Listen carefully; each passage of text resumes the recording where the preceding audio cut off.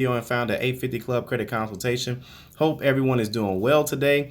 All right, so today we're going to talk about involuntary repossession versus voluntary repossession. I think I got it the other way around on the title. Doesn't matter. It's the same thing, right?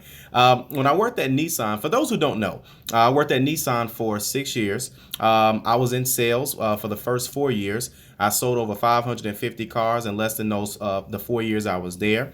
The last 2 years that I was there, I actually spent some time in management. I was an internet sales manager. So of course we're always like, that small piece between salesmen and of course like the sales managers. But either way, excuse me, I was in charge of actually getting people inside the door.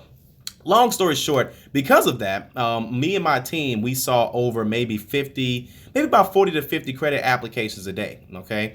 And I want to go over a couple things because I think that I got to clear some things up because there's a lot of confusion that's out there with the type of repossession that you have and what that can do later down the line, okay? So number one, I know it's getting kind of blurry. I'm going to see if I can get that a little bit sharper, but either way. So number one, voluntary repossession. A lot of people think that if you do a voluntary repossession, which let me just break it down. Let's say for whatever reason you can't pay for your car, you call up the lender and you say, hey, listen, I can't afford the car anymore or whatever. Can you come pick it up? They will come pick it up. The problem is that, of course, you're going to be thinking that it's a benefit. Now, there are some pros, and I'll break that down. But one thing that you got to know, the number one myth or the number one misconception, the bad information that's out there, is that if you do a voluntary repossession, it won't hurt your score as much as an involuntary repossession. That is incorrect, okay?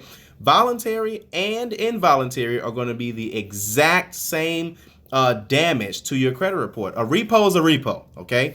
Now, what are the pros behind that? Well, the pro behind a voluntary repossession, it makes the process of taking the car a lot easier. Number one, they don't have to come, send a tow truck company every single day. A lot of times, hey, what's going on? So a lot of times what they'll do, they save a lot of money instead of chasing down people. Let's haggle, all that stuff. They'll even make it where they'll pick the car up from a location. Like sometimes I've even seen some lenders say, hey, drop it off at give us the address. We'll pick it up at the McDonald's or, we'll drop it off at the dealership you bought it from, which is kind of rare. A lot of times, like when I worked at Nissan, people will call, if they finance with Nissan, then it was kind of like a cool type of deal. So if you are financed with, with the automaker and you bought it from a dealership, so for example, if you bought it from a Nissan dealership and you finance with Nissan, we would get calls all the time, from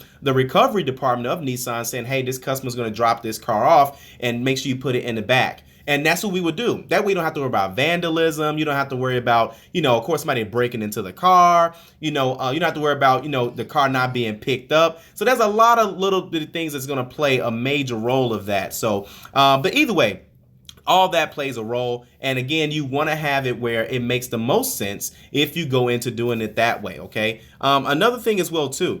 For those who don't know, there's a 6-month charge-off rule. Okay, a lot of people don't know that. That means that if you have 6 consecutive late payments, okay, you can look this up. If you have 6 consecutive late payments, the company must charge off that account.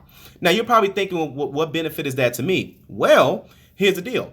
If you go, let's say if you do a voluntary repossession, you drop it off at the dealership that you bought it from or whatever they're comfortable with picking it up. And then what they'll do is they'll pick up the car and they'll close out the account immediately. Because again, they know what you're doing. It was voluntary, right? If it's involuntary, you're still driving the car. They don't know if you want to work out a payment arrangement with them or not. Yeah, they're going to be looking for it. But at the same time, now you're getting those unnecessary late payments.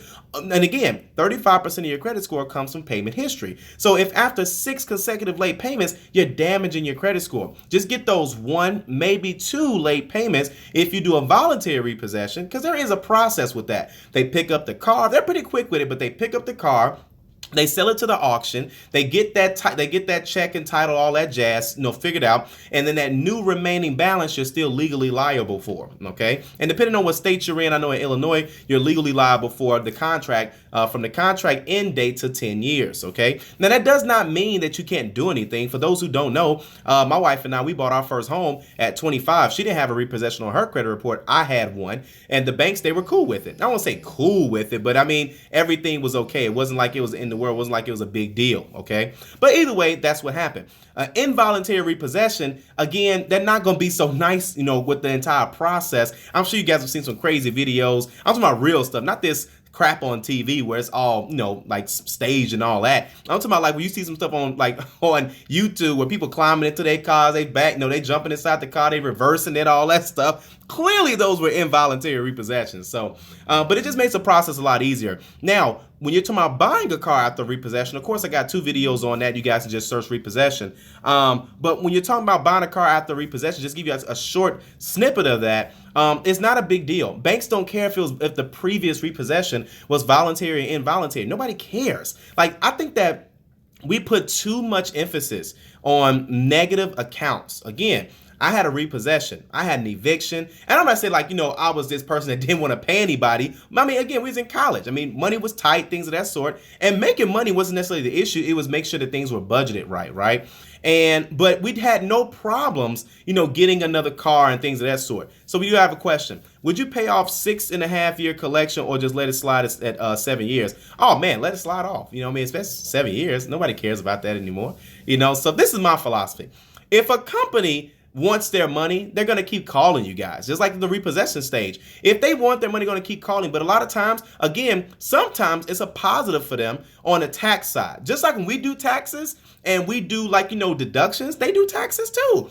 But they just call it a charge off. Okay. So it's not that big of a deal, the process. But don't get me wrong. I've had some clients where the company will not just charge it off, but they'll do a reaffirmation of the debt. And I think that's what the term is. But either way, they'll forgive the debt and they'll zero balance it out. But when they do that, they send you a tax form and you have to take that. When they take that loss, you have to add that to your taxes as income. Okay. And which is good because that qualifies for removal off of your credit report. So, but either way, hope this video was helpful. So if you guys know someone that's thinking about doing an involuntary or voluntary repossession, make sure they get the facts from the 850 Club Credit Consultation. So if you like it, want to share it. And as always, be sure to subscribe. And yeah, Kev, don't even worry about that collection, man. I mean, it's March 2012. It's about to fall off pretty soon. So, all right, you guys take care. See you guys on the next video.